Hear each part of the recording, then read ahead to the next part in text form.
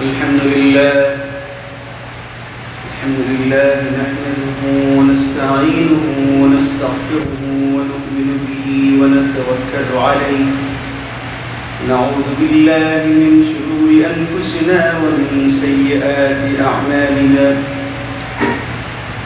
من يهده الله فلا مضل له ومن يضلله فلا هادي له ونشهد أن لا إله إلا الله وحده لا شريك له ونشهد أن سيدنا ومولانا محمدا عبده ورسوله أما بعد فقد قال الله تبارك وتعالى أعوذ بالله من الشيطان الرجيم بسم الله الرحمن الرحيم قل يا أهل الكتاب هل تنقمون منا إلا أن آمنا بالله وما أنزل إلينا وما أنزل من قبل وأن أكثركم فاسقون قل هل أنبئكم بشر من ذلك مثوبة عند الله من لعنه الله وغضب عليه وجعل منهم القردة والخنازير وعبد الطاغوت أولئك شر مكانا وأضل عن سواء السبيل وإذا جاءوكم قالوا آمنا وقد دخلوا بالكفر وهم قد خرجوا به والله أعلم بما كانوا يكتمون وترى كثيرا منهم يسارعون في الإثم والعدوان وأكلهم السحت لبئس ما كانوا يعملون لولا ينهاهم الربانيون والأحبار عن قولهم الإثم وأكلهم السحت لبئس ما كانوا يصنعون وقال تعالى إن الله وملائكته يصلون على النبي يا أيها الذين آمنوا صلوا عليه وسلموا تسليما اللهم صل على محمد وعلى آل محمد كما صليت على إبراهيم وعلى آل إبراهيم إنك حميد مجيد اللهم بارك على محمد وعلى آل محمد كما باركت على إبراهيم وعلى آل إبراهيم إنك حميد مجيد میرے محترم دوست اور بھائیوں آج انشاءاللہ آیت نمبر 59 سے تفسیر سنیں گے سورۃ المائدہ آیت نمبر 59 اس آیت سمجھنے سے پہلے ایک بات آپ کے ذہن میں ہونی چاہیے وہ یہ ہے کہ ایک مسلمان کی حیثیت سے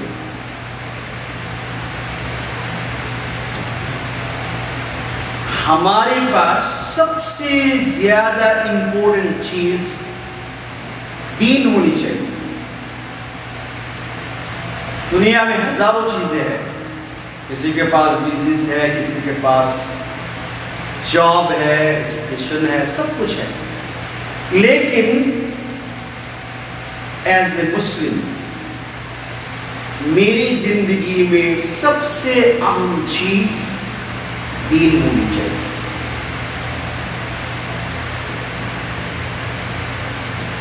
اگر کسی کی زندگی میں دین کی اہمیت نہیں ہے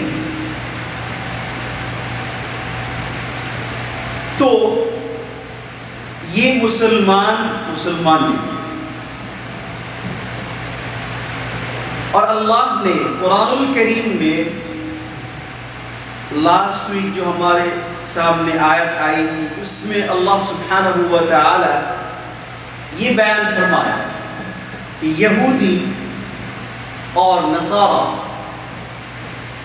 ان کی زندگی میں دین کی کوئی اہمیت نہیں تھی،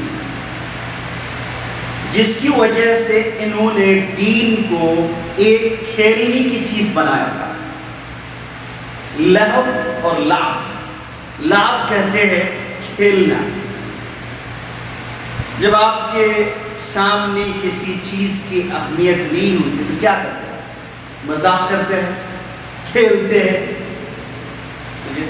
اس کی کوئی اہمیت نہیں ہے۔ تو اللہ سبحانہ و تعالی اس سے پہلے یہ کہا وَإِذَا نَادَيْتُمْ إِلَى الصَّلَاةِ، جب تم نماز کی طرف ان کو بلاتے ہو، اتخذوها هزوا ولعبا، یہ لوگ نماز کو ایک کھیلنے کی چیز بناتے ہیں، یہ سمجھتے ہیں کہ کوئی کھیلنے کی چیز ہے، اس کی کوئی اہمیت نہیں۔ ایسا ہماری زندگی میں ایسی ہے۔ اللہ سبحانہ و تعالی یہ جو واقعات اور یہ جو پچھلی امتوں کی جو حالات ہمارے سامنے بیان کیے، اس کی پیچھے وجہ یہی ہے کہ ہمیں تعلیم ملے، سبق ملے کہ ان کو اللہ کی طرف سے پنشمنٹ ملی تھی اس وجہ سے کہ ان لوگوں نے دین کو کھیل کی چیز بنا کے رکھے تھے۔ تو اللہ فرماتے ہیں اس آیت میں قُلْ يَا أَهْلَ الْكِتَابِ، اے محمد آپ اہل کتاب کو یہ کہہ دیجئے، هَلْ تَنْقِمُونَ مِنَّا إِلَّا أَنْ آمَنَّا بِاللَّهِ، کیا تمہیں اس دین کے اندر محمد صلی اللہ علیہ وسلم جو دین لے کے آئے اس کے اندر کسی قسم کی برائی ملی ہے؟ بغیر سوائے اس کی کہ الا ان آمنا باللہ، کہ ہم یہ کہتے ہیں کہ ہم اللہ پر ایمان لے آئے، وما انزل الینا، اور ہمارے اوپر اللہ کی طرف سے جو کچھ نازل ہوا ہے اس پر ہم ایمان لے کے آئے، وما انزل الینا، اور اسی طریقے من قبل، اسی طریقہ سے ہم سے پہلے دوسرے نبیوں کے اوپر جو کتاب نازل ہوئی تھی اس کے اوپر بھی ہم ایمان لے کے آئے، وما انزل من قبل، کہ یہ دوش بغیر ہمارے اندر اور کوئی دوش ہے کہ نہیں؟ تم جو یہ کہتے ہو کہ محمد تم غلط راستے پہ ہو، محمد کی امت غلط راستے پہ ہے، کیا ہمارے اندر کیا دوش ہے، کیا پرابلم ہے؟ تم کیوں قرآن کو ماننا نہیں چاہتے ہو؟ تم کیوں رسول صلی اللہ علیہ وسلم کے دین کو ماننا کیوں نہیں چاہتے ہو؟ اس کے اندر کیا دوش ہے؟ سوائے اس کے اور کوئی دوش ہے؟ اللہ یہ کہنا چاہتے ہیں جب آپ کسی چیز پر آپ کی تعجب ہوتی ہے تو آپ کیسے کہتے کہ بھئی میرے اندر اور کیا دوش ہے اس کے بغیر؟ تو اللہ بھی یہ کہنا چاہتے ہیں کہ دیکھو اے محمد آپ ان کو آپ کہہ دیجئے کہ ہمارے اندر کیا دوش تمہیں ملا ہے تو جس کی وجہ سے تم ہماری بات کو ماننا نہیں چاہتے۔ اس آیت کی شان نزول یہ ہے کہ ایک دفعہ محمد الرسول اللہ صلی اللہ علیہ وسلم کے پاس کچھ یہودی آئے اور آگے محمد صلی اللہ علیہ وسلم سے یہ پوچھا، اے محمد آپ کن کن نبیوں پر ایمان لائے؟ آپ کن کن نبیوں کو سچے نبی جانتے ہیں؟ تو محمد صلی اللہ علیہ وسلم نے پورا ایک لسٹ اس کے سامنے پیش کر دیا۔ اللہ نے سورۃ البقرہ میں بیان فرمایا، وَقَالُوا كُونُوا هُودًا أَوْ نَصَارَىٰ تَهْتَدُوا قُلْ بَلْ مِلَّةَ إِبْرَاهِيمَ حَنِيفًا وَمَا كَانَ مِنَ الْمُشْرِكِينَ قُولُوا آمَنَّا بِاللَّهِ وَمَا أُنزِلَ إِلَيْنَا وَمَا أُنزِلَ إِلَىٰ إِبْرَاهِيمَ وَإِسْمَاعِيلَ وَإِسْحَاقَ وَيَعْقُوبَ وَالْأَسْبَاطِ وَمَا أُوتِيَ مُوسَىٰ وَعِيسَىٰ وَمَا أُوتِيَ النَّبِيُّونَ مِن رَّبِّهِمْ۔ تو محمد صلی اللہ علیہ وسلم نے پوری لسٹ ان کے سامنے پیش کر دی کہ دیکھو، میں ابراہیم کو بھی نبی مانتا ہوں، میں اسماعیل کو بھی نبی مانتا ہوں، میں اسحاق کو بھی نبی مانتا ہوں، میں عیسیٰ علیہ السلام کو بھی نبی مانتا ہوں، سب کو میں نبی مانتا ہوں۔ تو جب عیسیٰ علیہ السلام کی بات آئی اور نبی علیہ السلام نے یہ کہا کہ میں عیسیٰ علیہ السلام کو ایک بہت بڑے نبی میں جانتا ہوں، صرف نبی نہیں بلکہ رسول ہے، میں سمجھتا ہوں کہ عیسیٰ علیہ السلام اللہ کی طرف سے رسول بھی تھے، نبی بھی تھے، میرا یہ یقین ہے، میرا یہ ایمان ہے۔ تو اب یہودی نے کہا کہ عجیب بات ہے، عجیب کیسی بات ہے، کیسا دین ہے؟ اور حدیث میں آتا ہے ان لوگوں نے یہ کہنے لگا کہ ہمارے نزدیک تمہارے پاس جو دین ہے اس سے بدتر کوئی دین ہم کبھی سنا ہی نہیں، اس سے بدتر کوئی اور نہیں۔ کیوں؟ اس لیے کہ تم عیسیٰ کو کس طریقہ سے نبی مانتے ہو، ہم تم کو نبی نہیں مانتے۔ تو جبکہ آپ کے دین کے اندر عیسیٰ ایک نبی ہے اور ایک رسول ہے، ہم اس بات کو ماننے کے لیے تیار نہیں، اس لیے ہم آپ کو بھی نہیں مانتے اور آپ کا جو دین ہے اسلام اس کو بھی نہیں مانتے، اور جو آپ کے پاس کتاب ہے قرآن کریم اس کو بھی ہم نہیں مانتے۔ تو اللہ سبحانہ و تعالی جبریل علیہ السلام کو اس آیت دے کر دیا اور اللہ نے یہ کہا محمد صلی اللہ علیہ وسلم سے کہ آپ ان کو کہہ دیجئے کہ اگر میں عیسیٰ علیہ السلام کو نبی مانتا ہوں اس میں کیا برائی ہو گئی؟ اگر میں یہ کہتا ہوں کہ عیسیٰ علیہ السلام جو کتاب لے کر آئے تھے انجیل وہ بھی اللہ کی طرف سے کتاب ہے، تو اس میں کیا پرابلم ہو گیا، کیا دوش ہے اس کے اندر؟ اگر آپ یہ کہتے ہیں کہ مجھ سے پہلے جتنے انبیاء گزرے ہیں، عیسیٰ علیہ السلام، موسیٰ علیہ السلام، ابراہیم علیہ السلام، یعقوب علیہ السلام، اسماعیل علیہ السلام، یوسف علیہ السلام، یہ سارے کے سارے اللہ کے نبی تھے، اس میں کیا معلوم ہو گیا؟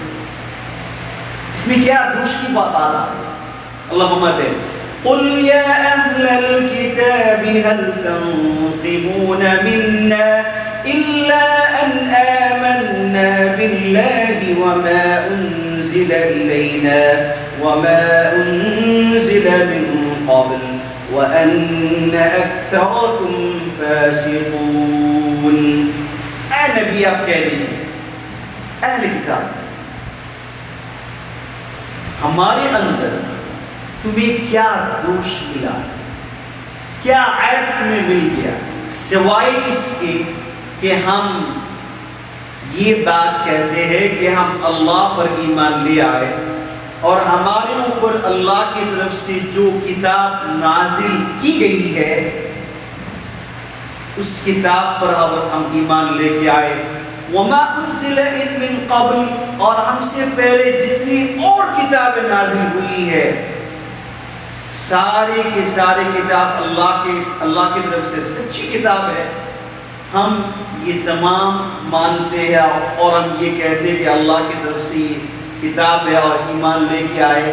اس کے بغیر تمہیں کیا اور دوش ملی ہے اس کے اندر. وَأَنَّ أَكْثَرَكُمْ فَاسِقُونَ. اللہ فرماتے ہیں کہ ان میں اکثر جو ہے، زیادہ تر جو ہے اہل کتاب میں سے، یہود اور نصارہ میں سے اکثر زیادہ تر لوگ کافر ہیں. اللہ یہ کیوں کہا؟ اس لیے کہ یہود اور نصارہ میں سے کچھ لوگ نبی علیہ السلام کے اوپر بھی ایمان لے کے آئے تھے. تو اس لیے سارے کے سارے یہود اور نصارہ کافر نہیں. جو لوگ محمد صلی اللہ علیہ وسلم آنے سے پہلے تورات پر عمل کر رہے تھے، تورات کو اللہ کی طرف سے یا انجیل کو اللہ کی طرف سے کتاب یہ مانتے تھے، تو وہ مسلمان ہیں.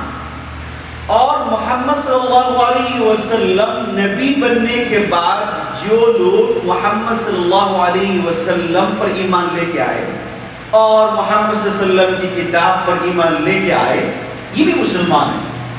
اس لیے اللہ نے فرمایا وَأَنَّ أَكْثَرَكُمْ، ان میں سے زیادہ تر لوگ تو کافر ہے، لیکن کچھ لوگ ایسے بھی ہیں جو مسلمان بھی ہیں.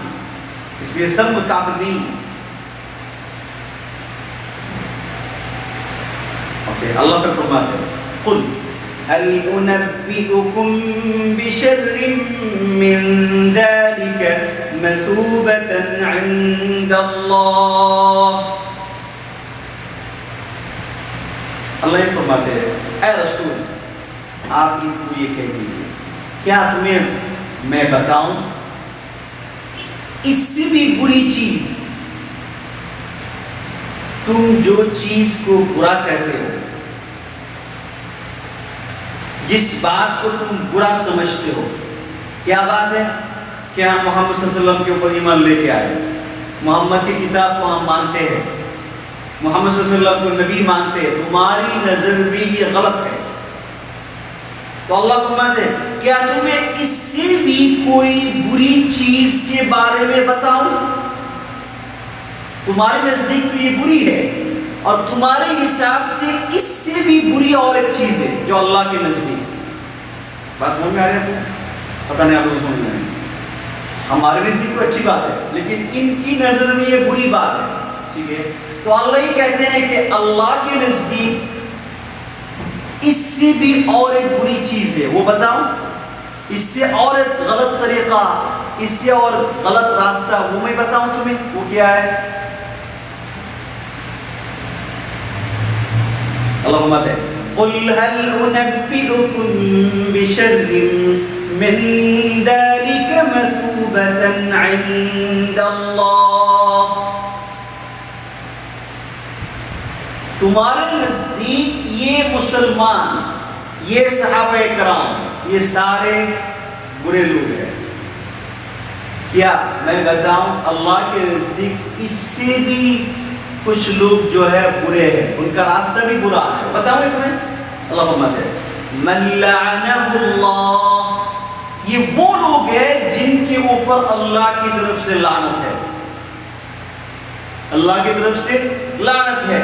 وَغَضِبَ عَلَيْهِ، اور اسی طریقہ سے اللہ ان کے اوپر ناراض بھی ہے. اللہ ان کے اوپر ناراض بھی، غضب ہے، اللہ کا غصہ ان کے اوپر ہے. وَجَعَلَ مِنْهُمُ الْقِرَدَةَ وَالْخَنَازِيرَ، اللہ جو ہے ان کی پچھلی ہسٹری بتا رہے ہیں. جب آپ کسی کو سمجھانا چاہیں اور کسی کو اگر آپ یہ بتانا چاہتے ہیں کہ تم بہت برے آدمی ہو، تو آپ کیسے بات کرتے ہیں؟ مجھے پتا ہے تم کس کا بیٹا ہو، تمہارا بیٹا وہ چور تھا، معلوم ہے مجھے.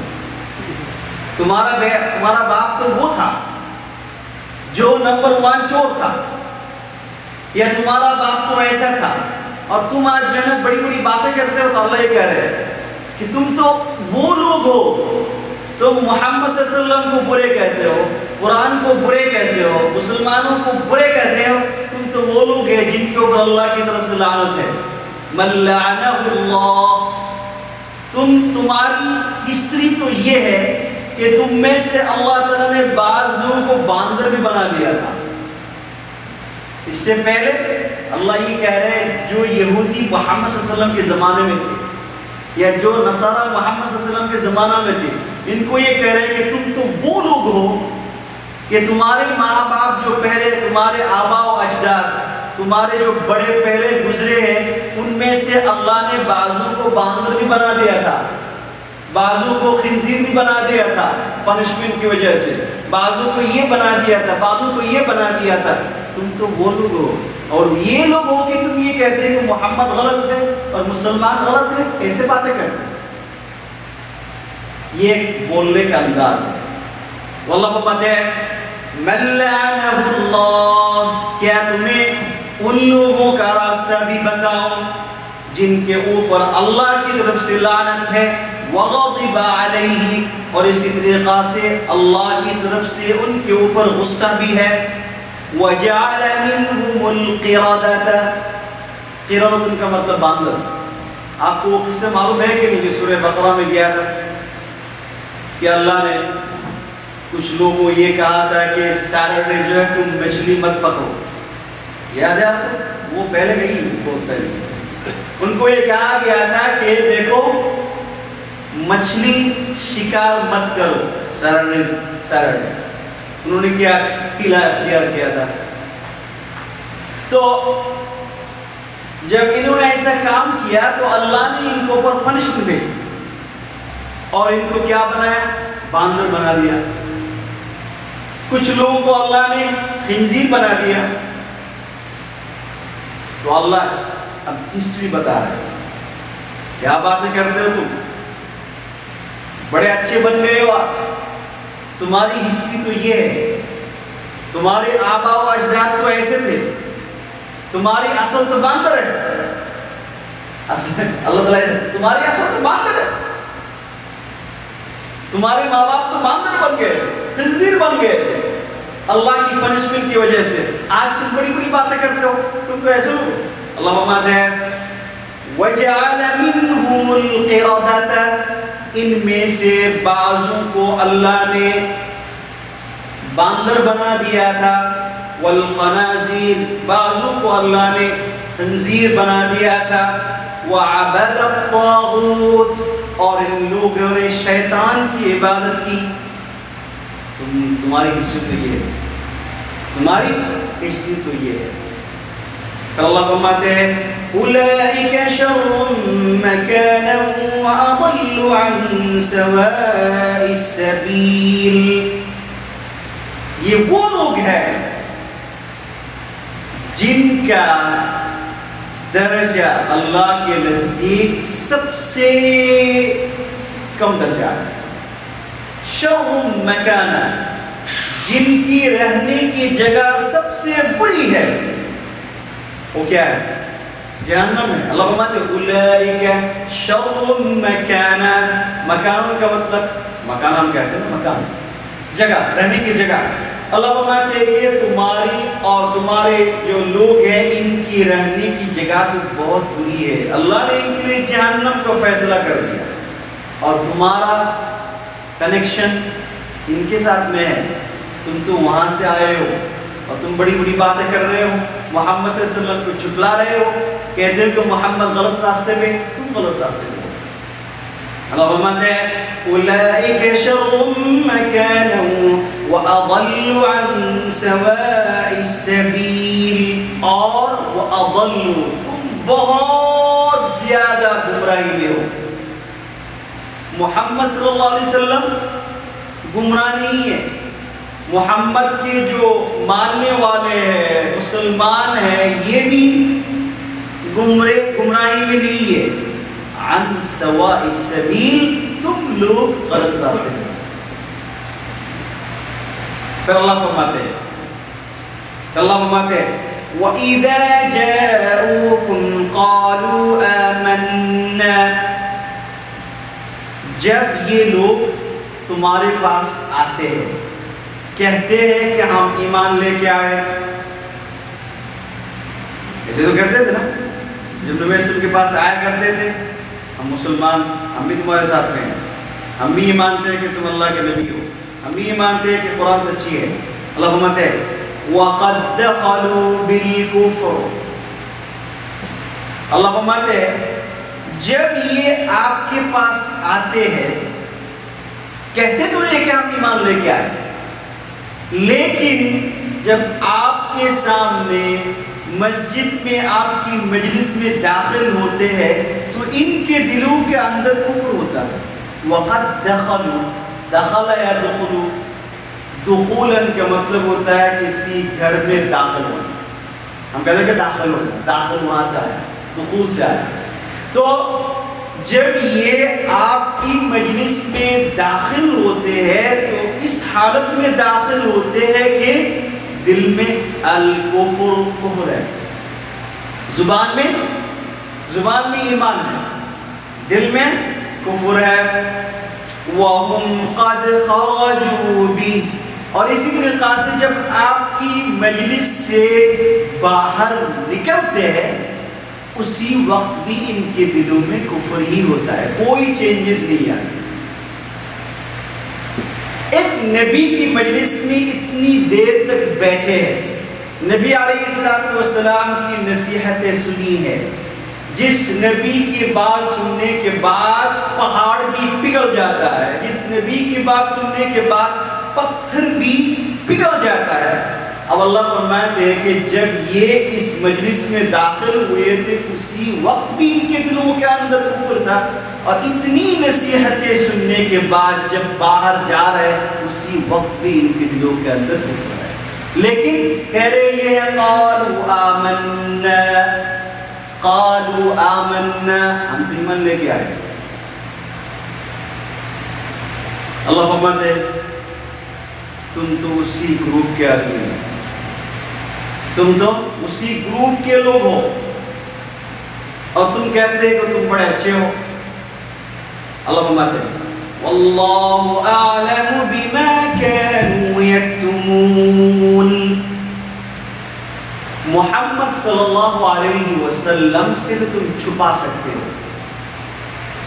مسلمانوں سے تو تم چھپا سکتے ہو کہ اور یہ کہتے ہو کہ ہم مسلمان ہیں, لیکن اللہ فرماتے ہیں واللہ اعلم, اللہ سبحانہ و تعالی بہت زیادہ جانتے ہیں, اللہ سبحانہ و تعالی بہت کلیئر جانتے ہیں کہ تم دلوں میں کیا چھپاتے ہو. اللہ جانتے ہیں تم دلوں میں کیا چھپاتے ہو, اللہ سبحانہ و تعالی بہت ہی اچھی طریقہ سے جانتے ہیں. اللہ اعلم, اللہ بہت جانتے ہیں. یہ اس میں صیغہ ہے, اس کو کہتے ہیں اسم التفضیل, مطلب یہ کہ اللہ تعالیٰ بہت زیادہ جانتے ہیں, اس سے زیادہ کوئی نہیں جانتا. محمد صلی اللہ علیہ وسلم بھی نہیں جانتے کہ ان کے دلوں کے اندر کیا ہے, اللہ جانتے ہیں. پھر اللہ فرماتے ہیں وَتَرَى كَثِيرًا مِّنْهُمْ يُسَارِعُونَ فِي الْإِثْمِ وَالْعُدْوَانِ وَأَكْلِهِمُ السُّحْتِ. آپ دیکھتے ہیں اللہ فرماتے ہیں کہ تَرَى كَثِيرًا مِّنْهُمْ, آپ ان میں سے زیادہ تر لوگوں کو آپ جانتے ہیں, آپ دیکھتے ہیں کیا کرتے لوگ يُسَارِعُونَ فِي الْإِثْمِ, یہ گناہوں کی طرف دوڑتے ہیں, گناہوں کی طرف دوڑتے ہیں, بھاگتے ہیں, گناہوں کی طرف دوڑتے ہیں. یسارعون فی الکفر, یسارعون فی الاثم. آپ کیسے سمجھیں گے کہ یہ آدمی اچھا ہے برا ہے؟ اللہ فرماتے ہیں کہ جب دیکھیں گے ماشاءاللہ مسجد میں بہت زیادہ آتے ہیں, نماز تو بہت پڑھتے ہیں, داڑھی تو بہت لمبی ہے, لیکن گناہ میں بھی نمبر 1, گناہ میں بھی نمبر 1. اس لیے آپ لوگ ایسے دیکھیں گے ماشاءاللہ بہت نمازی ہے, بہت پرہیزگار ہے, ٹھیک ہے, سب کچھ نمبر 1. لیکن اگر کمیونٹی میں کسی جگہ پہ کچھ میوزیکل پروگرام ہو رہا ہے, تو اس کی ٹکٹ بھی وہی بیچتا ہے. بڑی لمبی کیا اس کو کیا کہتے ہیں سائن ان کے سامنے زیادہ ہوتا ہے. بڑی لمبی سائن لگا ہوا ہوتا ہے, اگر ٹکٹ خریدنا ہے تو ہمارے پاس آئے. ہے تو آدمی ایسا ہے کہ بالکل نمازی ہے اور ماشاءاللہ داڑھی بھی ہے اور پہلی صف میں نماز بھی پڑھ رہا ہے, لیکن یسارعون فی الکفر یسارعون فی الاثم, گناہ میں بھی نمبر 1, گناہوں میں بھی نمبر 1. اللہ فرماتے ہیں یسارعون فی الاثم, اثم کا مطلب گناہ, الذنب گناہ, جتنے گناہ ہو سکتے ہیں, گناہ کبیرہ ہے, گناہ صغیرہ ہے, چھوٹے گناہ ہے, بڑے گناہ ہے, یہ سارے کے سارے گناہوں میں بھی یسارعون, اللہ نے ورڈ استعمال کیا یسارعون. جو آدمی زیادہ تیز بھاگتا ہے وہ سب سے پہلے ہوتا ہے. تو اللہ کا مقصد یہاں پہ بیان کرنا یہ ہے کہ یہ آدمی گناہ میں سب سے آگے ہے. اور اس سے پہلے اللہ نے کیا کہا, مسجد نبوی میں سب سے پہلی صف میں نماز پڑھ رہا ہے, نبی کے پیچھے نماز پڑھ رہا ہے, اور یہ کہہ رہے کہ میں مسلمان ہوں, نمبر 1 مسلمان ہوں. یہ بھی قرآن شریف میں آتا ہے, دوسری جگہ پہ حدیث میں بھی آتا ہے کہ جب یہ اتنا گر گرا کے روتے تھے, عبادت ایسے کرتے تھے, لوگ یہ سمجھتے تھے بھائی مسجد میں اس سے زیادہ بہترین نصاب نہیں. لیکن اللہ نے آیت نازل فرما کے, سورہ منافقین نازل فرما کے, دوسری آیت میں اللہ تعالیٰ آیت نازل فرما کے ان المنافقین فی الدرک الاسفل, تم یہ سمجھ رہے ہیں کہ یہ بہت ہی بہترین انسان ہے, یہ تو جہنم کی سب سے آخری جو منزل ہے اس میں ان کی جگہ ہو. یہ ان کا دل سے دل میں برائی ہے, دل میں برائی ہے, دل میں ایمان نہیں ہے. اللہ فرماتے ہیں یسارعون فی الاثم والعدوان, اسی طریقہ سے ظلم کے اندر بھی سب سے آگے. العدوان کا مطلب ظلم, کسی قسم کا ظلم ان سے سب سے پہلے ہوتا ہے, ان سے سبحان اللہ, اللہ ہم سب کے بات کریں. تو اللہ فرماتے ہیں والعدوان, اور ایک اللہ نے فرمایا ان کے اندر ایک ہے وَأَكْلِهِمُ السُّحْتِ, اور یہ لوگ حرام کھانے میں بھی نمبر 1 سب سے آگے. حرام, السحت کا مطلب رشوت, رشوت مطلب حرام نا. لوگ فرماتے ہیں کہ ایک تو ہے گناہ میں نمبر 1, نمبر 2 لوگوں پر ظلم کرنا, اس میں بھی وہ نمبر 1, اور نمبر 3 حرام کھانے میں بھی نمبر 1. لیکن کہہ رہے کیا آمنا باللہ, ہم ایمان لے کے آئے. اللہ فرماتے ہیں لَبِئْسَ مَا كَانُوا يَعْمَلُونَ, ان لوگوں نے, ان کا عمل بہت ہی برا ہے, ان کا عمل بہت ہی برا ہے. لبئس, لبئس مطلب ہے, بئس کا مطلب برا, لا کا مطلب بہت برا.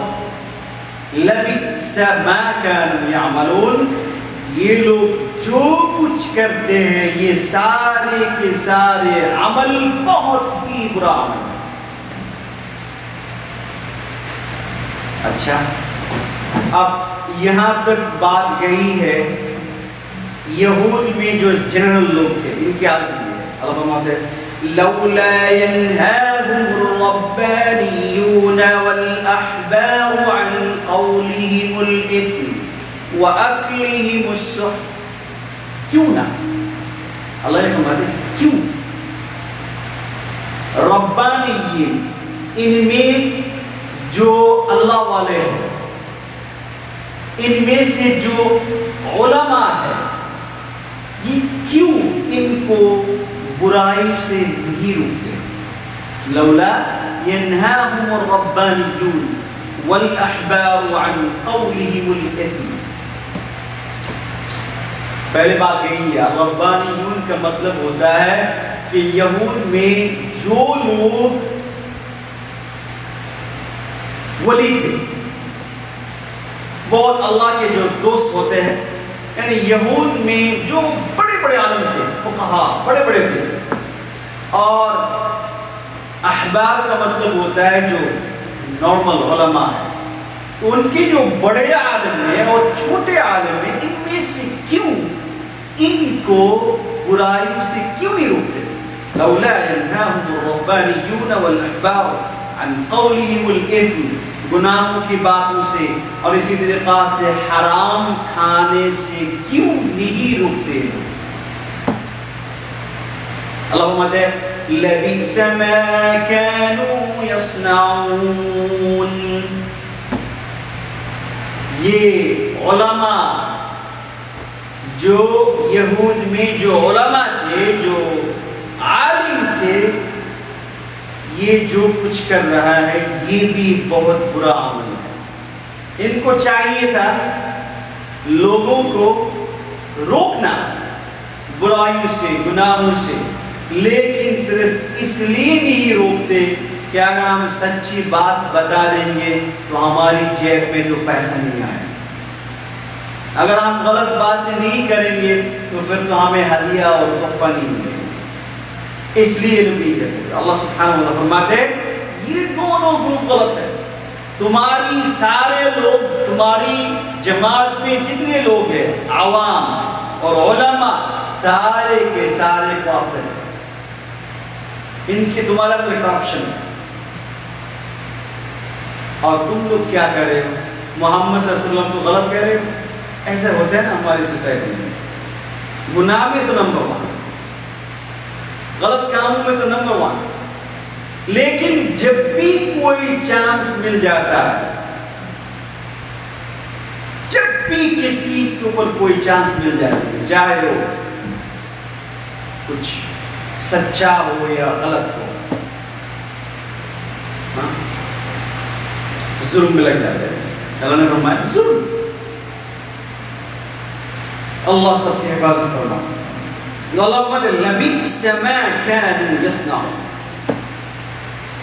اصل بات اللہ یہ بتانا چاہتے ہیں کہ دیکھو بڑی بڑی باتیں نہ کرو، تمہاری ہسٹری یہ ہے، اور میں جو نبی بھیجا محمد صلی اللہ علیہ وسلم کو، میرے محبوب، اس میں کسی قسم کی غلطی نہیں ہے.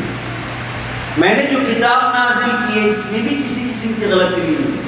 پرابلم یہ ہے کہ تمہارے اندر پرابلم ہے، تمہارا دل صحیح نہیں ہے، اور تمہاری جو ہے آبا و اجداد ایسے تھے اور تم بھی ایسے ہی.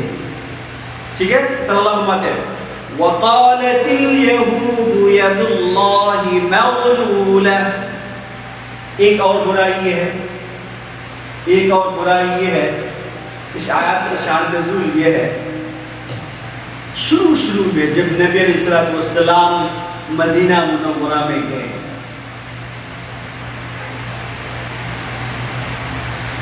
تو اس وقت وہاں کی جو یہود رہنے والے تھے بڑے خوشحال میں تھے، بہت ہی خوشحال میں، پیسے، بزنس، تجارت نمبر 1. تو نبی علیہ السلام جانے کے بعد اللہ آپ کو معلوم ہے وَتِلْكَ الْأَيَّامُ نُدَاوِلُهَا بَيْنَ النَّاسِ. یہ دنیا کا اصول ہے، اللہ تعالیٰ کبھی کبھی جو انسان کو دولت دیتے ہیں، کبھی کبھی ایسا کر دیتے ہیں. تو اللہ کی بڑی حکمت یہ تھی کہ اللہ محمد صلی اللہ علیہ وسلم کو یہ بتانا چاہتے ہیں کہ اصل میں مسلمان کون ہے اور مسلمان کون ہے، منافق کون ہے، اچھے لوگ کون ہیں. اللہ نے تھوڑی سی تنگی ڈالی ان کو، یہودی کو، وہ جو حالت پہلے تھی ریچ اب ختم ہو گیا، غربت آ گئی. جیسے غربت آئی دیکھ کیا بولتے ہیں وَقَالَتِ الْيَهُودُ يَدُ اللَّهِ مَغْلُولَةٌ. یہود یہ کہتے ہیں کہ اللہ کا ہاتھ بند ہو گیا، اللہ کا ہاتھ بند ہو گئے. مطلب کیا ہے کہ اب اللہ کے ہاتھ میں کچھ بھی نہیں. کتنی بڑی ناشکری ہے، اور کتنی بڑی ناشکری ہے. جس اللہ نے اتنی بڑی نعمت دی ہے اور تم اچھی حالت میں تھے، اب سے جب تھوڑی سی تنگی آ گئی، ید اللہ مغلولہ، کہتے کہ اللہ کا ہاتھ بالکل چھوٹا ہو گیا، اللہ کے پاس کچھ بھی نہیں ہے دینے کا، تو اللہ غریب ہو گیا. صرف اتنا ہی نہیں، دوسری قحط میں اللہ فرماتے ہیں لقد سمع اللہ قول الذین قالوا، اللہ نے ان کی یہ بات سن لی. اللہ نے ان کی یہ بات سن لی. کیا بات سن لی؟ یہ کہا کرتے تھے ان اللہ فقیر، اللہ تو فقیر ہے، وَنَحْنُ أَغْنِيَاء، اور ہم رچ ہیں، ہم پیسہ والے، ہم رچ ہیں، اللہ غریب ہے. تو اس آیت میں اللہ فرماتے ہیں یہ لوگ کہتے تھے کہ ید اللہ مغلولۃ، اللہ کا ہاتھ تو اب بند ہو گیا، ان کے ہاتھ میں اب کچھ بھی نہیں ہے، اللہ غریب ہو گیا، اللہ فقیر ہو گیا. اللہ فرماتے ہیں غلت ایدیہم، کیا بولتے تھے؟ ان کا ہاتھ بند ہو گیا، میرا ہاتھ بند نہیں ہوا. میرے پاس تو وَإِن مِّن شَيْءٍ إِلَّا عِندَنَا خَزَائِنُ، میرے پاس تو سارے خزانوں کی چابی ہے. تم کہتے ہیں کہ میں غریب ہو گیا ہوں، میرا ہاتھ بند ہو گیا. اللہ کہتے ہیں غلت ایدیہم، ان کا ہاتھ بند کر دیے گئے، ان کے ہاتھ بند کر دیے گئے، ان کا ہاتھ بند ہو گیا. اور اللہ نے فرمایا وَلُعِنُوا بِمَا قَالُوا، اور ان کی بات پر اللہ کی طرف سے لعنت ہے. ان باتوں پر اللہ کی طرف سے لعنت ہے. جو کچھ ان لوگوں نے کہی ہے کہ اللہ کا ہاتھ بند ہو گیا، اس بات پر اللہ کی طرف سے لعنت ہے.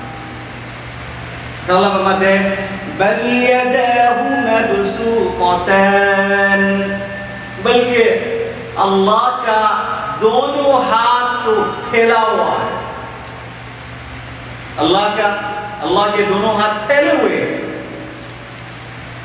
تو پھر کوشچن یہ ہو سکتا ہے کہ پھر کسی ہمیں کیوں نہیں دیتے؟ کسی کو کچھ دیتا ہے، کسی کو دیتا نہیں.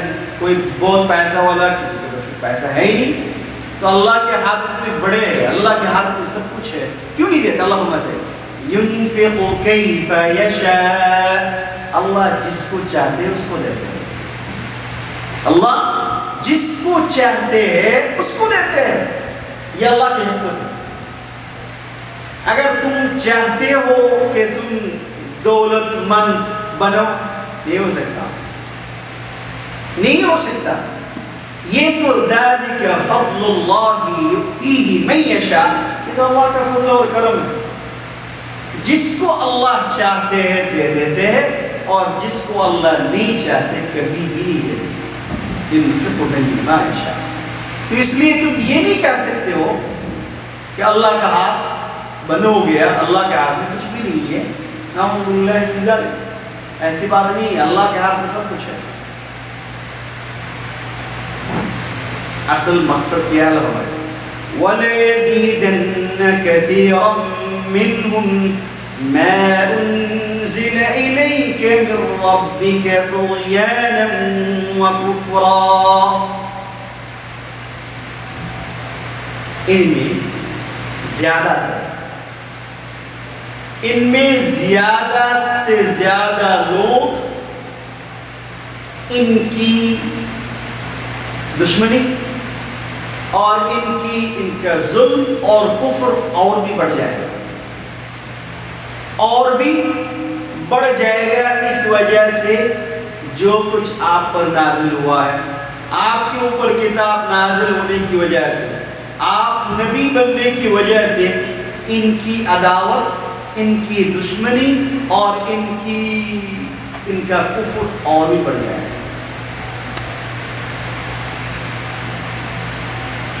اللہ وَأَلْقَيْنَا بَيْنَهُمُ الْعَدَاوَةَ وَالْبَغْضَاءَ إِلَى يَوْمِ الْقِيَامَةِ. وَأَلْقَيْنَا، اللہ سبحانہ و تعالی ڈال دیا ان میں العداوت دشمنی، والبغضاء غصہ، الى یوم القیامہ قیامت تک. اللہ یہ فرمانا چاہتے ہیں کہ وہ محمد صلی اللہ علیہ وسلم یہ جو کچھ دشمنی یہ کر رہے ہیں، جو کچھ کہہ رہے ہیں، یہ صرف اس وجہ سے ہے کہ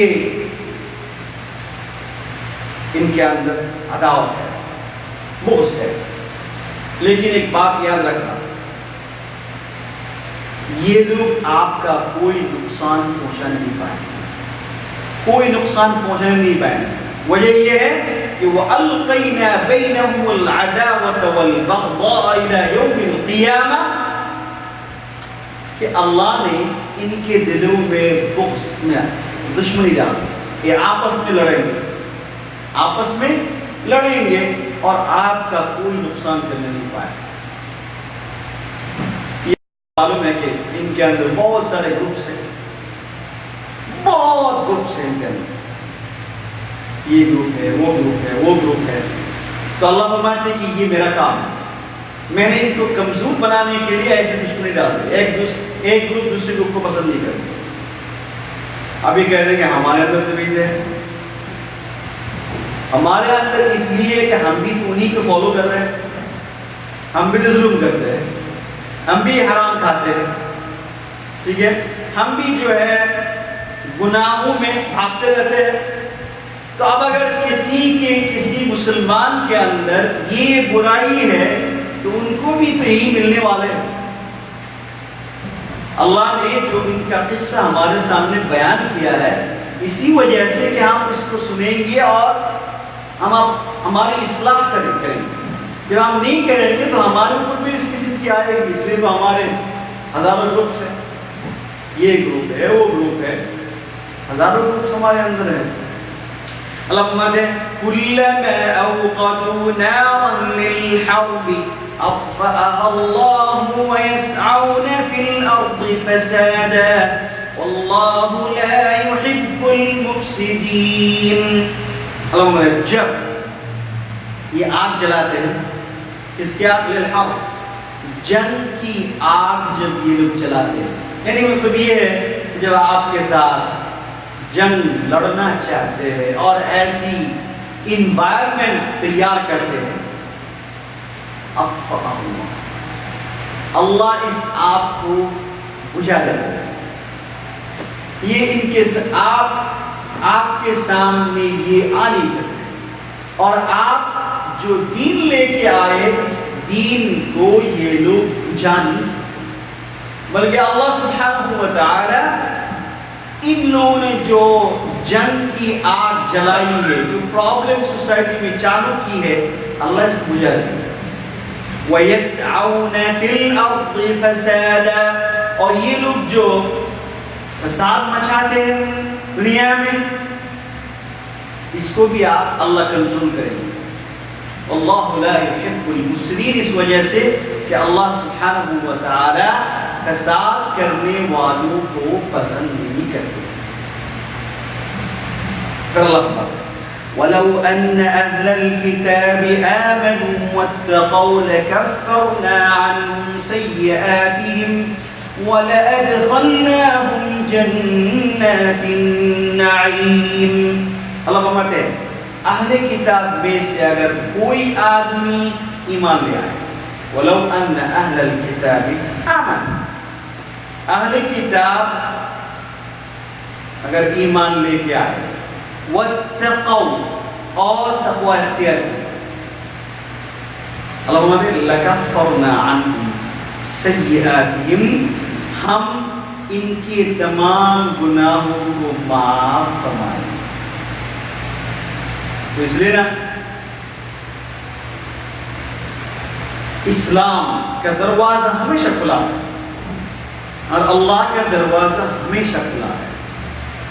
چاہے وہ کتنا بڑا کافر ہو، چاہے وہ کتنا بڑا مشرک ہو، یا اگر اللہ کے دروازہ پہ وہ آ گیا اور آ کے اسلام قبول کر لیا تو اللہ فرماتے ہیں لَكَفَّرْنَا عَنْهُمْ سَيِّئَاتِهِمْ جتنے سیئات ان کی ہے، جتنے گناہ ان کے ہیں، سارے کے سارے میں معاف کر دوں گا۔ وَلَأَدْخَلْنَاهُمْ جَنَّاتِ النَّعِيمِ، اور میں ان کو جنت میں داخل کر دوں گا۔ پھر اللہ فرماتے ہیں، عجیب اور غریب آیات ہے، بہت اچھے جگہ سنیں۔ وَلَوْ أَنَّهُمْ أَقَامُوا التَّوْرَاةَ وَالْإِنْجِيلَ وَمَا أُنْزِلَ إِلَيْهِمْ مِنْ رَبِّهِمْ لَأَكَلُوا مِنْ فَوْقِهِمْ وَمِنْ تَحْتِ أَرْجُلِهِمْ مِنْهُمْ أُمَّةٌ مُقْتَصِدَةٌ وَكَثِيرٌ مِنْهُمْ سَاءَ مَا يَعْمَلُونَ۔ وَلَوْ أَنَّهُمْ، اگر یہ لوگ تورات کو اسٹیبلش کریں، تورات کے مطابق زندگی گزارے، والانجیل، انجیل کے اندر جو تعلیمات ہے اس کے مطابق زندگی گزارے۔ یہ اس لیے اللہ کہہ رہے ہیں کہ آپ کو یہ بات آپ کے سامنے پہلے گئی ہے کہ بہت سارے احکامات قرآن کے اندر ہے جو تورات کے اندر بھی ایسے احکامات تھے۔ جیسے ایک حکم یہ تھا کہ زنا نہ کریں، اور زنا کی پنشمنٹ جو کچھ تورات کے اندر ہے قرآن شریف میں بھی ہوئی ہے۔ اس لیے اللہ فرماتے ہیں وَلَوْ أَنَّهُمْ أَقَامُوا التَّوْرَاةَ، اگر یہ لوگ تورات کے احکام کو اسٹیبلش کرے، اس کا مطلب یہ ہے کہ قرآن میں جو کچھ ہے وہ اسٹیبلش کرے، والانجیل، اور انجیل کے احکامات کو اسٹیبلش کرے، وما انزل الیہم من ربہم، اور اسی طریقہ سے جو کچھ ان کے اوپر اتاری گئی ہے اللہ کی طرف سے، مطلب قرآن الکریم، قرآن الکریم۔ اچھا تو اللہ کیا کریں گے؟ لَأَكَلُوا مِن فَوْقِهِمْ، سبحان اللہ بحمدہ۔ اللہ فرماتے اگر کوئی انسان اللہ کے حکم کے مطابق زندگی گزارے گا، اللہ فرماتے ہیں لَأَكَلُوا مِن فَوْقِهِمْ، یہ کھائے گا، ان کو اللہ کی طرف سے رزق ملے گا، من فوقہم، اوپر کی طرف سے، آسمان کی طرف سے ان کے لیے جو ہے رزق کا انتظام ہوگا، رزق آئے گا، وَمِن تَحْتِ أَرْجُلِهِمْ، اور اسی طریقے سے پیر کے نیچے سے بھی اللہ کی طرف سے رزق ان کے لیے آئے گا۔ مطلب یہ ہے کہ اگر کوئی انسان خدا کے حکم کے مطابق زندگی گزرتا ہے تو اللہ سبحانہ و تعالی ان کے کھانے کا انتظام، ان کی روزی کا انتظام اللہ سبحانہ و تعالی زمین سے اور آسمان سے دونوں طرف سے ان کی تمام ضرورتوں کو اللہ پوری فرمائے گا۔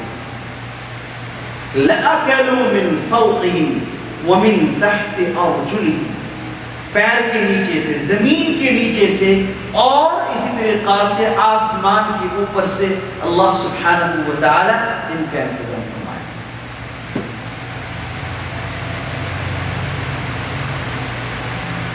لیکن اللہ فرماتے ہیں منہم امۃ مقتصدہ، ان میں سے کچھ تو اچھے ہیں، کچھ تو اچھے ہیں، وَكَثِيرٌ مِّنْهُمْ سَاءَ مَا يَعْمَلُونَ، لیکن ان میں سے زیادہ تر ایسے ہیں جن کا عمل بہت برا ہے، جن کا عمل بہت برا ہے۔ خیر، تو اللہ سبحانہ و تعالی یہاں تک ان کی خصلت، ان کی عادات بیان فرمائے، اور یہ اللہ سبحانہ و تعالی ان کو بتانا چاہتے ہیں، یہ میسج ان کو دینا چاہتے ہیں کہ دیکھو تم بڑی بڑی باتیں نہ کرو، تم اس قوم کے لوگ ہو، تمہارے آباء و اجداد ایسے ہیں، اس لیے محمد کی برائی مت کرو، مسلمانوں کی برائی مت کرو، کیونکہ تم سے زیادہ ہی اچھے ہو، تم تو ایسے ہو۔ اب محمد صلی اللہ علیہ وسلم کو اللہ ایک حکم دیتے ہیں۔ کیا حکم دیتے ہیں؟ آپ کو معلوم ہے چاروں طرف سے دشمنی ہے، عداوت ہے، دشمن چاروں طرف سے۔ جب انسان کو ہر طرف سے پرابلم آتی ہے تو ایک وقت ایسا ہوتا ہے کہ یہ آدمی گیو اپ کر دیتا ہے، یہ تھک جاتا ہے، یہ کہتے ہیں کہ بھائی چلو اس کو بند کر دے، میں نہیں کر سکتا، یا ایسا ہوتا ہے معاذ اللہ۔ تو محمد صلی اللہ علیہ وسلم جب مدینہ منورہ میں گئے، پہلی بات تو یہ کہ مکہ مکرمہ اتنی کوشش کی، رہنے نہیں پائے، گھر کے لوگ جو ان کو نکالے۔ مدینہ میں گیا اور مدینہ میں جانے کے بعد کبھی بدر، جنگ بدر، کبھی جنگ احد ہے، کبھی جنگ خندق ہے، ہزار یہ چیزیں آ رہی ہیں۔ تو محمد صلی اللہ علیہ وسلم ایسا نہ ہو کہ گیو اپ کر دیں، یا اللہ سبحانہ وتعالی ہمت دلا۔ اللہ فرماتے ہیں یا ایھا الرسول، یا ایھا الرسول، اے رسول،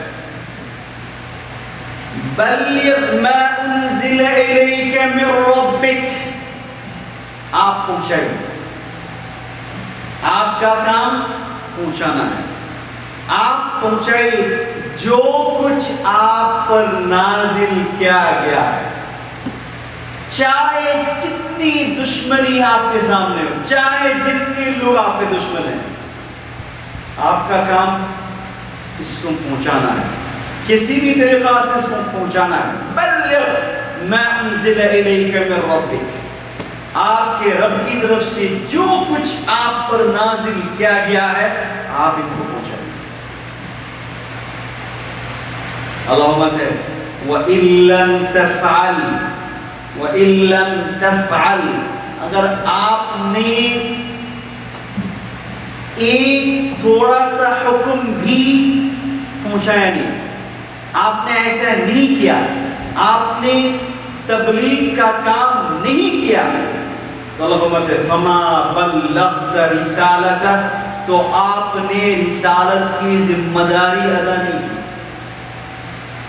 کتنی بڑی دھمکی ہے، چاروں طرف سے دشمن ہے۔ اب اس وقت اللہ یہ فرماتے ہیں آپ میرے طرف سے نبی ہے، آپ میرے طرف سے رسول ہے، اور آپ کا کام پہنچانا ہے۔ وَإِن لَّمْ تَفْعَلْ فَمَا بَلَّغْتَ رِسَالَتَ، اگر آپ نے پہنچایا نہیں، آپ نے یہ کام نہیں کیا، اس کا مطلب یہ کہ آپ نے اپنی ذمہ داری ادا نہیں کی۔ لیکن ڈر کی بات تو یہ ہے کہ میں کیسے پہنچاؤں، چاروں طرف سے دشمن ہے، کسی بھی ٹائم میں یہ لوگ مجھے ختم کر سکتا ہے، میں کیسے کروں؟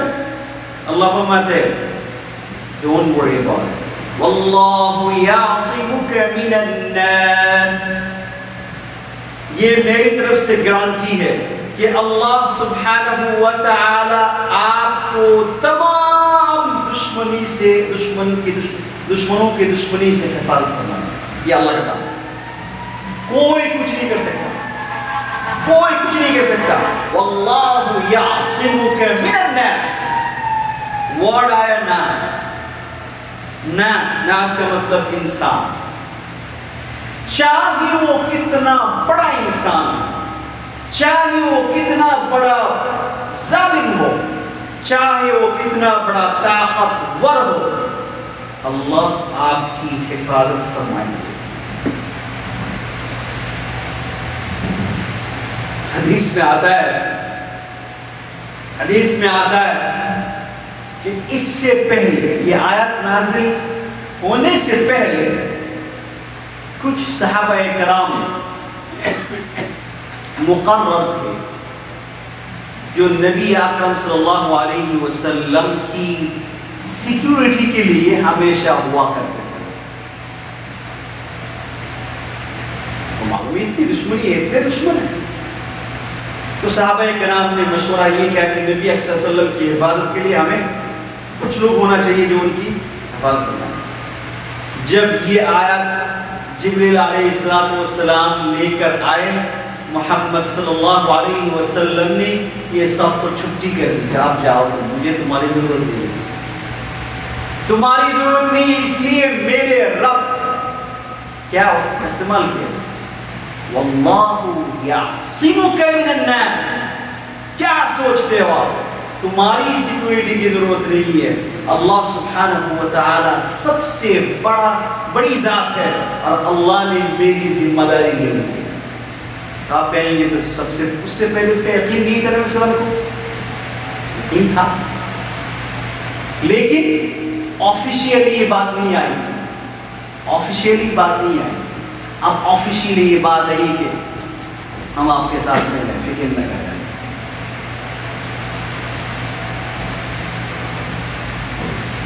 سبحان اللہ بحمدہ. یہ آیت نازل ہونے کے بعد آپ کو معلوم ہے نبی اکرم صلی اللہ علیہ وسلم کو بڑی فکر تھی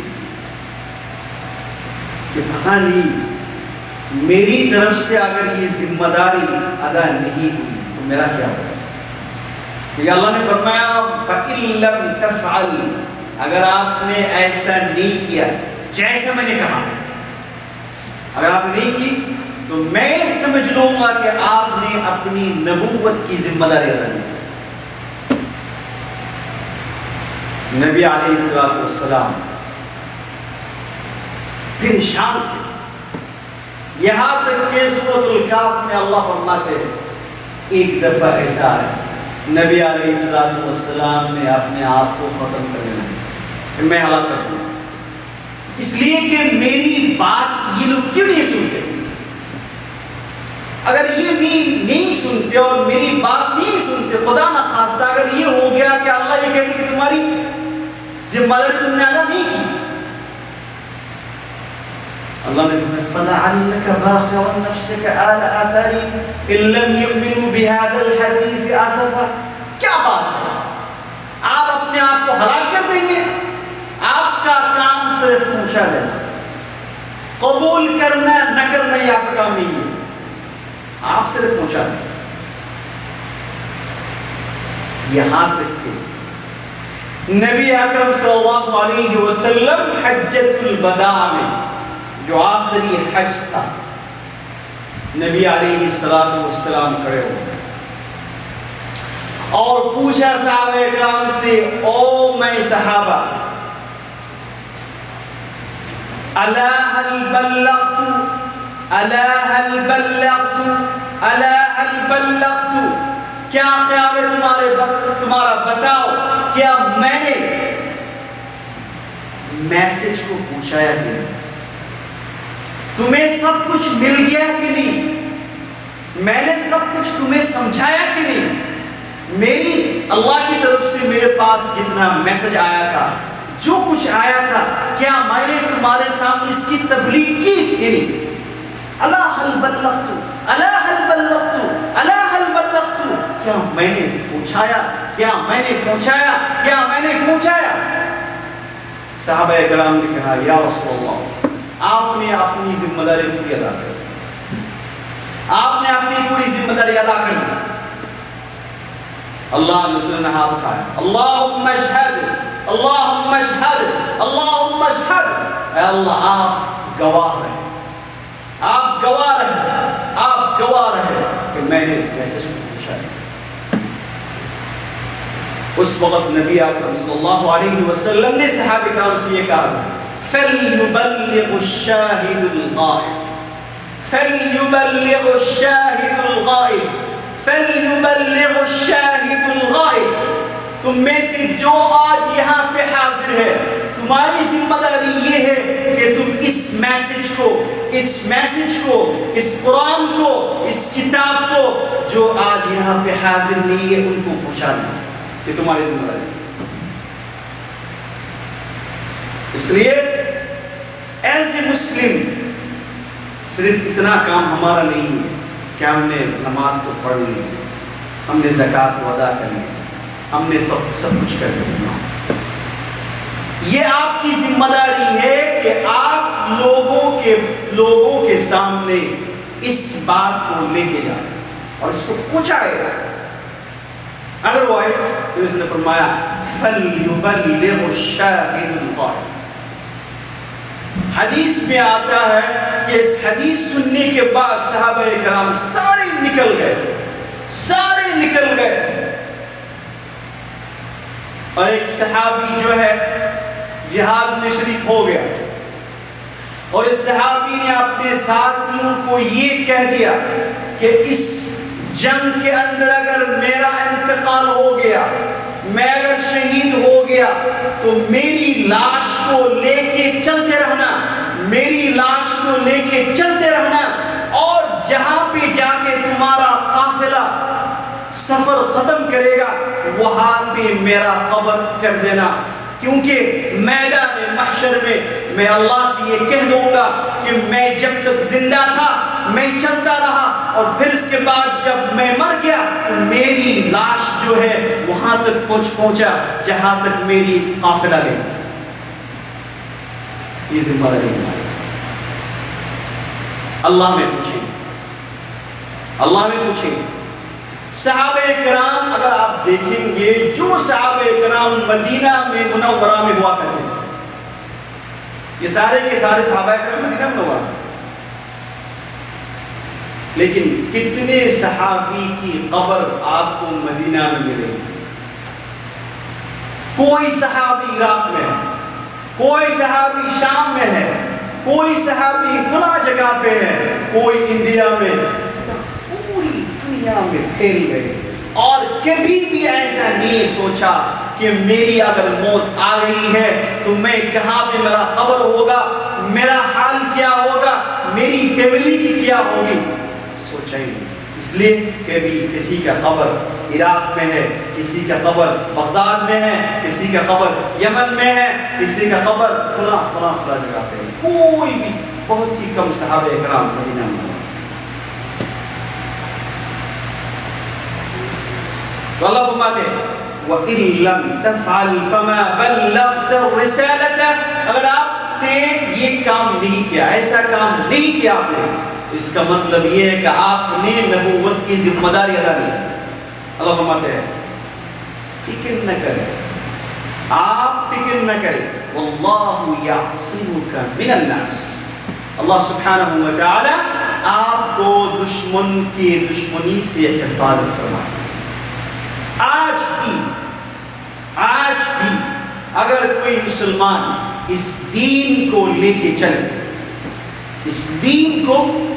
چلے اور لوگوں میں پہنچائے، تبلیغ کرے، تو اللہ سبحانہ و تعالی جس طریقہ سے اپنی نبی کی حفاظت فرمائی، جس طریقہ سے صحابہ کرام کی حفاظت فرمائی، اللہ سبحانہ و تعالی اس مسلمان کی بھی حفاظت فرمائی. اللہ یعصمک من الناس.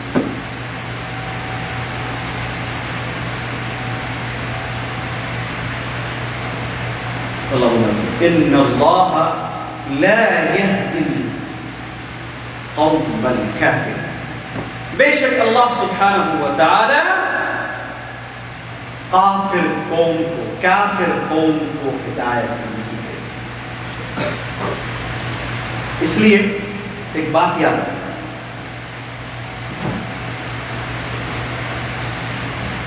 نبی اکرم صلی اللہ علیہ وسلم آخری نبی، اور اس نبوت کی ذمہ داری سب سے پہلے تو علماء کے اوپر ہے. علماء کی ذمہ داری یہ ہے اس کی تبلیغ کرے، اس کے لیے سب کچھ کرے، لیکن اس کے بعد آپ کی بھی ذمہ داری ہے. ہو سکتا ہے کہ آپ واضح نصیحت کرنا نہیں پائیں گے، ہو سکتا ہے کہ آپ دین کے بارے میں کوئی کتاب لکھ نہیں پائیں گے، ہو سکتا ہے کہ آپ اس قسم کے کام کرنا نہیں پائیں گے، لیکن اتنا کام تو آپ کر سکتے ہیں کہ اگر کوئی عالم کوئی علماء دین کے لیے کام کر رہے ہیں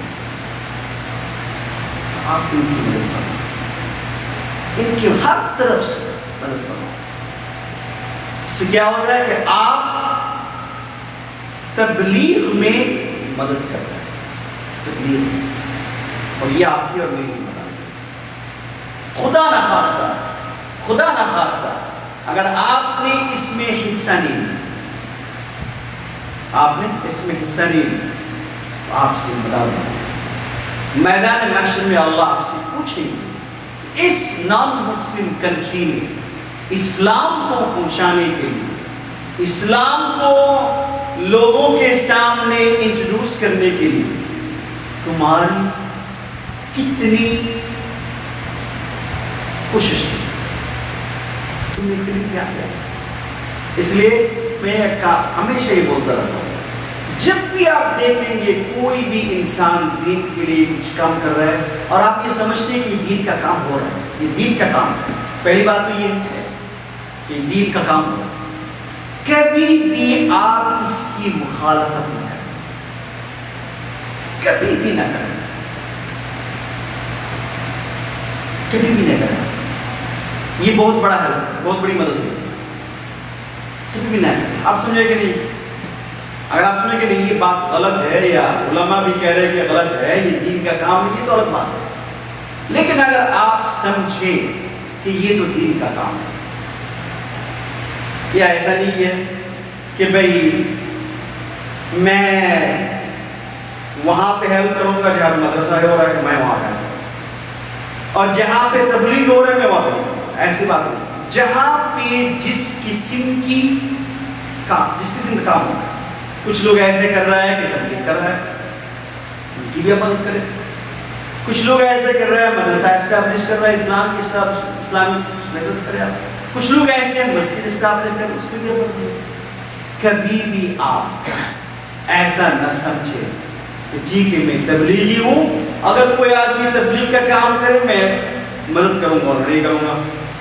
آپ کبھی بھی ایسا مت سمجھیں کہ میں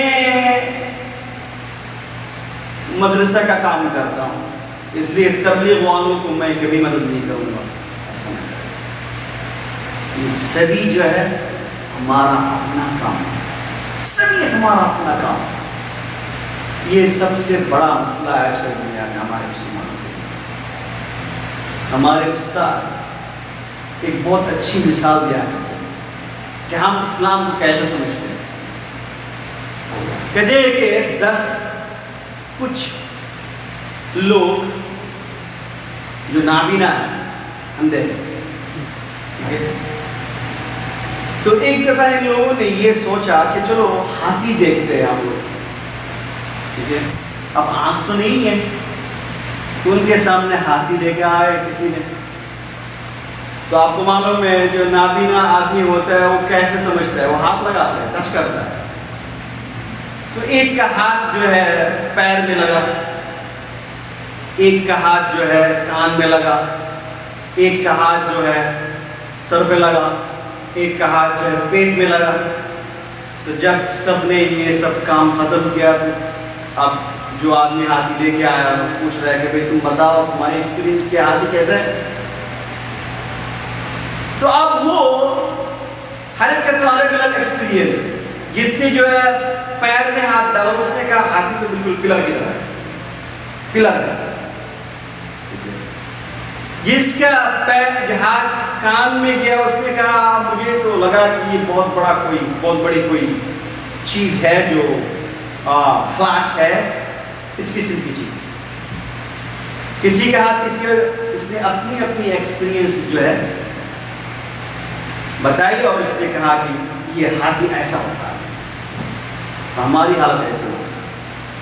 کوئی آدمی تبلیغ کا کام شروع کیا، اس نے کہا کہ بھائی تبلیغی دین اور کچھ دین نہیں۔ کسی نے اگر تبلیغ نہیں کیا، یہ آدمی دنیا میں سب سے برا ہے، اس سے برا آدمی کوئی انسان نہیں، اس کو دین ملا ہی نہیں۔ اچھا، ایک آدمی عالم بنا، اب اس نے کہتے کہ جو آدمی تبلیغ کرتا ہے یہ سوسائٹی میں سب سے برا آدمی ہے، یہ شرک کرنے والا ہے، یہ بدعت کرنے والا ہے، یہ ہے فلاں فلاں فلاں فلاں. کیوں؟ اس لیے ہمارے پاس دین کا ہول آئیڈیا نہیں. ہم کچھ سیکھا اور اس کو اپنا دین بنا لیا. ہم نے کہا یہ دین ہے. ایک زمانہ ایسا تھا، ایک آدمی عالم بھی تھا، مدرس بھی تھا، حافظ بھی تھا، تبلیغ کا کام کرنے والا بھی تھا، سب کچھ ایک آدمی تھا. لیکن زمانہ آج بدل گیا. ہر ایک چیز کے اندر اسپیشلٹی ہوتی ہے. ایک آدمی ڈاکٹر ہے، ایک آدمی انجینئر ہے، ایک آدمی یہ ہے، ایک آدمی وہ ہے. کیوں ایک آدمی یہ سارے کیوں نہیں بن سکتا؟ کیوں نہیں بن سکتا؟ ارے بھائی بن نہیں سکتا. ایک آدمی کی زندگی میں ڈاکٹر بھی بننا اور ساتھ میں انجینئر بھی بننا، یہ بس کی بات نہیں. ہاں لیکن اب یہ نہیں کہہ سکتا کہ یہ آدمی جب کہ ڈاکٹر نہیں بنا، انجینئر بنا، تو اس سوسائٹی میں اس کی کوئی ضرورت نہیں ہے ہماری، اس کو چھوڑو. ہم نہیں کہہ سکتے. سب کی ضرورت ہے. اس طریقہ سے ڈاکٹر کی ضرورت ہے، انجینئر کی بھی ضرورت ہے. ایک آدمی ان پڑھ، اس کی بھی ضرورت ہے، اس کی بھی ضرورت ہے. میرے استاد کہا کرتے تھے کہ لوگ یہ کہتے ہیں کہ اللہ سب کو کیوں پیسہ والا نہیں بنایا، سب کو اللہ تعالیٰ کیوں امیر نہیں بنایا. ہم اسے کہتے ہیں. آپ کو معلوم ہے آج سے کچھ سال پہلے کمیونزم کی بات آئی تھی، سب کو آپ امیر بنا لیں. ایسے ہی تو آیا رشا کہ سب کو امیر بنا. کب تک چلا یہ بات؟ ختم، ملک بھی گیا. کیوں؟ سب کو آپ امیر نہیں بنا سکتے. تو میرے استاد یہ مثال پیش کرتے تھے کہ اگر آپ سب کو امیر بنائیں گے، چائے کبھی نہیں ملے گی آپ کو آفس میں. چائے بھی ایک ضرورت ہے، ٹھیک ہے. اگر آپ سب کو امیر بنا دیں گے تو چائے آپ کو خود بنا کے پینا پڑے گا، کوئی نہیں بنائے گا. یہ بھی انسان کی ضرورت ہے. سوسائٹی میں ہر قسم کی لوگ ضرورت ہے. ایک پلمبر کی بھی ضرورت ہے. ایک ڈاکٹر ہے کہ میں ڈاکٹر ہوں، مجھے پلمبر کی ضرورت نہیں ہے، تو تمہارا باتھ روم جو ہے پورا گھر بن جائے. ایک دن اگر پانی نکلنا شروع ہو گیا اور تم ڈاکٹر لے کے بیٹھ رہو اور پورا گھر گندا ہو جائے. اسلام ایسی چیز ہے، ہر ایک آدمی کی ضرورت ہے. جس آدمی کے اندر جو کمال ہے، یہی تو اس ملک کی جو ہے یہی کمال ہے. ہم یہاں پہ کیوں آگے بڑھ رہے ہیں؟ اس ملک میں جس آدمی کے اندر جو کمال ہے، اس کی کیا ہوتی ہے؟ ویلیو ہوتی ہے. ہمارے اندر یہ نہیں. ایک آدمی کے اندر یہ صلاحیت ہے، اس کی بھی ضرورت ہے ہمارے. اس لیے اسلام کے لیے جو کچھ کر رہا ہے، جو آپ بھی جو کچھ کر رہا ہے، بھائی اس کی ہمت افزائی کرے. اس کو بولے کہ ماشاء اللہ تم جو کچھ کر رہے ہیں بہت اچھا ہے. وہ اس اپنے حساب سے کر رہا ہے اور آپ مدد کریں تو پھر اسلام آگے بڑھے. اگر آپ شروع میں جو ہے آپ دشمنی شروع کر دیں گے، کبھی بھی نہیں. اس لیے اللہ فرماتے ہیں وَإِن لَمْ تَفْعَلْ فَمَا بَلَّغْتَ رِسَالَتَهُ وَاللَّهُ يَعْصِمُكَ مِنَ النَّاسِ. اللہ نے کیوں کہا کہ اللہ آپ کی حفاظت فرمائے گی؟ اس لیے اللہ کو پتا ہے کہ جب بھی آپ دین کے لیے کام شروع کریں گے، دشمن سامنے آ جائیں گے. آپ کے اپنے گھروں سے جو ہے، اپنے گھر سے جو ہے دشمنی شروع ہوگی. سب سے پہلے اپنے گھر سے دشمنی شروع ہوگی. اللہ فرماتے ہیں فکر نہ کرو، یہ تھوڑے دنوں کی بات ہے، پھر اس کے بعد سب سے ہو جائے گی. کہ اللہ دیکھنا چاہتے ہیں کہ تم کتنا اسٹرانگ ہو. اللہ یعصمک من الناس، اللہ سبحانہ و تعالی تمہاری حفاظت فرمائے. اور اللہ سبحانہ و تعالی کبھی بھی کافر قوم کو کامیاب نہیں کرتے. اللہ کبھی نہیں کرتے. انشاءاللہ ہم نیکسٹ بار یہاں سے شروع کریں گے. اللہ تعالیٰ ہم سب کی حفاظت فرمائے. سبحان اللہ و بحمدہ، سبحانک اللہم و بحمدک، نشہد ان لا الہ الا انت، نستغفرک.